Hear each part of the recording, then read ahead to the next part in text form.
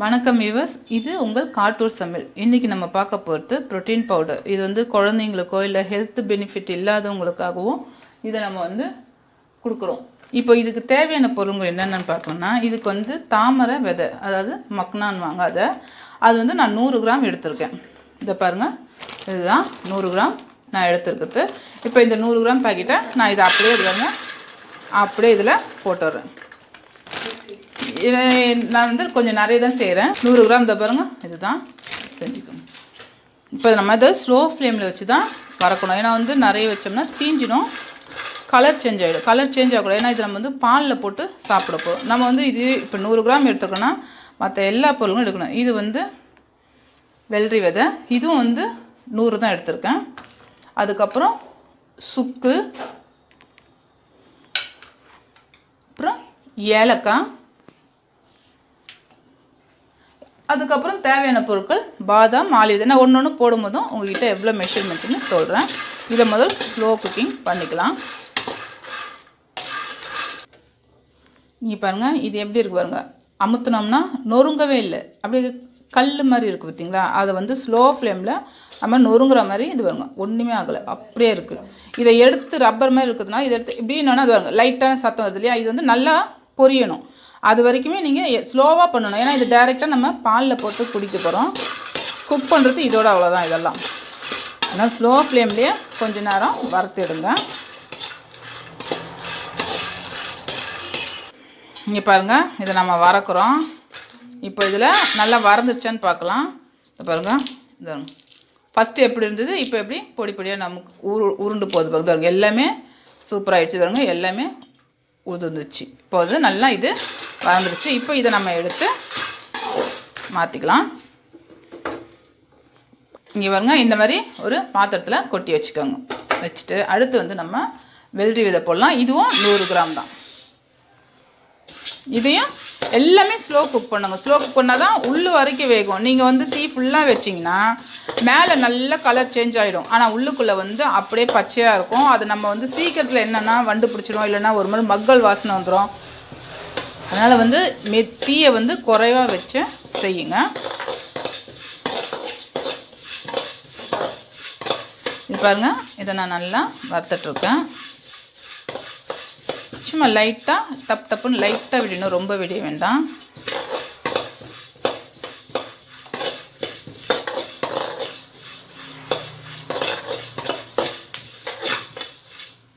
இவங்க பொரியுது வாங்க, பரபரன்னு சவுண்டு கேட்குது இல்லைங்களா. இந்த மாதிரி ஸ்டேஜில் இதை நம்ம எடுத்துடலாம். இப்போ அதே 100 கிராம் அளவு ஆலிவ் விதை, ஃப்ளெக்ஸீட். இது வந்து ரொம்ப ரொம்ப நல்லதுங்க. இதில் வந்து ஒமேகா 3 ஃபேட்டி ஆசிட் இருக்குது, அதாவது மீனில் இருக்கக்கூடியது. இப்போ நிறைய பேர் சைவம் இருப்பாங்க, ஆனால் அவங்களாம் மீன் சாப்பிட மாட்டாங்க இல்லையா. அந்த மாதிரி இருக்கவங்களாம் இதை வந்து தினமுமே வந்து நம்ம சாப்பாட்டில் எடுத்துக்கும் போது ரொம்ப வேண்டாம், தினம் 1 ஸ்பூன் எடுத்துக்கலாம், அந்தளவுக்கு இருந்தால் போதும். இப்போ நான் 100 கிராம் போட்டேன்னா 1 ஸ்பூன் வந்து எல்லாமே சேர்ந்தே 1 ஸ்பூன் தான் போடுவேன் பாலில் கலந்து குடிக்கிறதுக்காக. அப்போ வந்து நம்ம கரெக்டாக, ஏன்னா ஒரே நேரத்தில் நம்ம 100 கிராம் எடுத்து சாப்பிட போகிறதில்ல. அதில் 1 டீஸ்பூன் வரும். மிஞ்சி போனால் என்ன ஒரு கிராம் இல்லை 2 கிராம் இவ்வளோ தான் நம்ம தினமும் எடுத்துக்க போகிறோம். இது வந்து தினமும் எடுத்திங்கனாலே ரொம்ப ரொம்ப நல்லது. இதில் வந்து நல்லா அந்த ஜெல்லு மாதிரி வரும். அதை வந்து தலைக்கும் போடலாம். அதை நான் இன்னொரு வீடியோவில் போடுறேன். உங்களுக்கு அந்த ஹேர் ஃபால் இருக்குன்னா அந்த ப்ராப்ளம் தான் சொல்லுங்கள். நான் வந்து இந்த ஆலிவ் விதை ஃப்ளெக்ஸீடை வச்சு ஒரு ஜெல்லு தயாரிக்கு அப்படின்னு நான் உங்களுக்கு சொல்லித்தரேன்.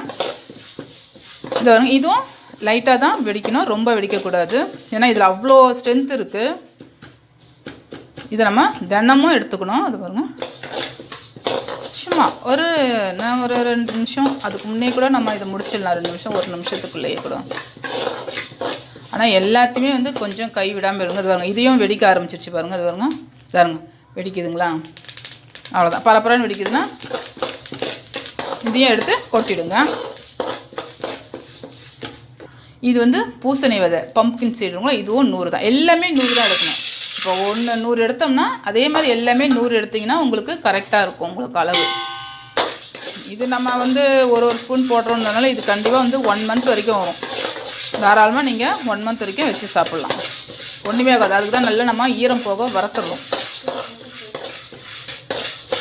இதே இந்த மாதிரி கொஞ்ச நேரம் எல்லாம் இதுவும் லைட்டாக பொரிஞ்சோன்னே எடுத்துடுங்க.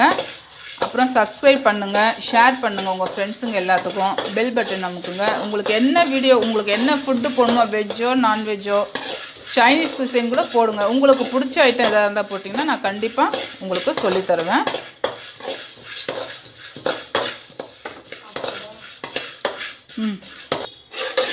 வேறு போட்டுக்கலாம். அது வருங்க நல்லா பொரிஞ்சு, இது டப்பு டப்புன்னு சத்தம் கேட்குது வருங்க, பொரிஞ்சிருச்சு. நம்ம ரொம்ப தீயாமல் இருக்கணும்ல, அதனால் கொஞ்சம் நல்லா வறுத்து எடுத்துக்கலாம். இப்போ பாதாம் இது வந்து நான் 200 எடுத்துருக்கிறேன்.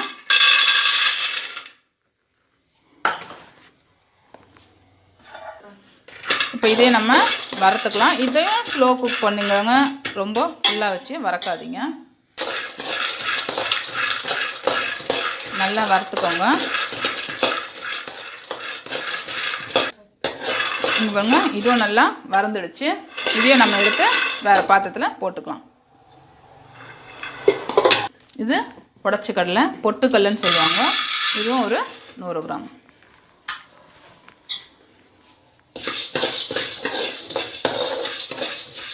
எல்லாமே ஸ்லோ குக் தாங்க. இது ஆல்ரெடி வறந்தது, நம்ம இது அந்தளவுக்கு வறக்கணும்னு இல்லை, இருந்தாலும் வந்து முறமுறன்னு இருக்கணும் இல்லைங்களா பாலில் போடுறது, அதனால் கொஞ்சம் வறுத்துக்கோங்க.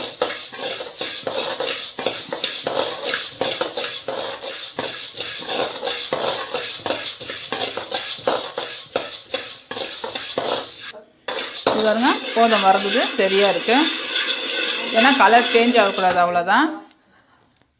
இப்போ இதை ட்ரான்ஸ்ஃபர் பண்ணிக்கலாம். இது வறக்கும் போதே நல்லா கமகமன்னு மரமாக இருக்குது. இப்போ ஏலக்காய் ஒரு 20-25 நம்பர் எடுத்துக்கோங்க. கிராம்லாம் தேவையில்ல, அந்த அளவுக்குலாம் ஏலக்காய் போட தேவையில்ல, ஜஸ்ட் ஒரு நம்பரே போதும்.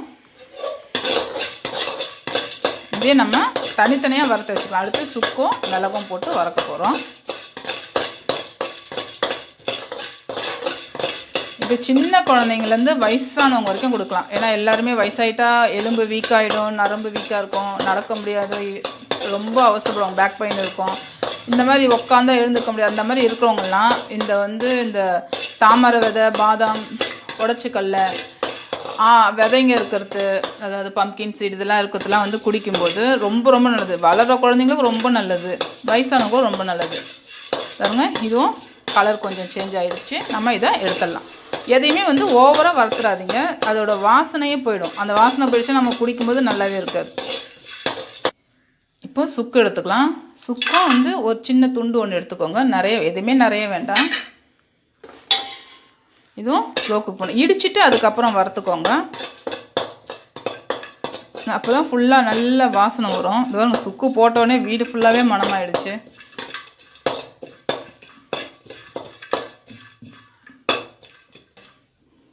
பாருங்க, சுக்கும் நல்லா வறந்துடுச்சு. இதே எடுத்துடலாம். இப்போ பாருங்க, மிளகு இது வந்து ஒரு இதுவும் நம்பராக எடுத்துக்கோங்க. ஒரு 25 நம்பரு இல்லை ஒரு 15 எடுத்துக்கோங்க, அதுக்கு மேலாம் போட வேணாம். இது வந்து மிளகு வந்து தினமுமே நீங்கள் இப்போ எப்படி ஆளி விதை சொன்னோன்னா அதே மாதிரி இந்த மிளகு அவ்வளோ நல்லது. தினம் உணவில் சேர்த்துக்கோங்க.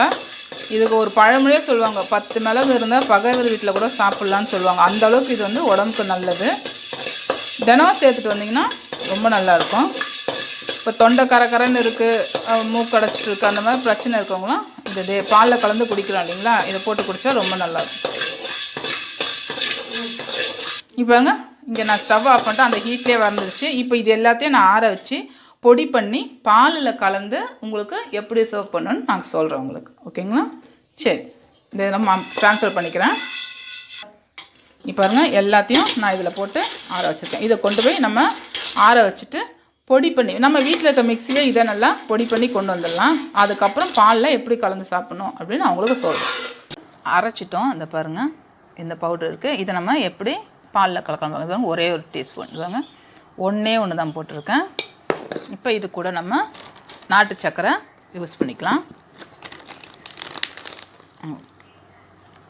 நாட்டு சர்க்கரை இப்போ சர்க்கரை கம்மியாக வேணும்னு குடிக்கலாம். நான் வந்து என் பையனுக்கு தான் போட்டு தரப்போகிறேன், அதனால் அவனுக்கு கொஞ்சம் எக்ஸ்ட்ரா போட்டிருக்கேன், அவ்வளோதான். இந்தாங்க.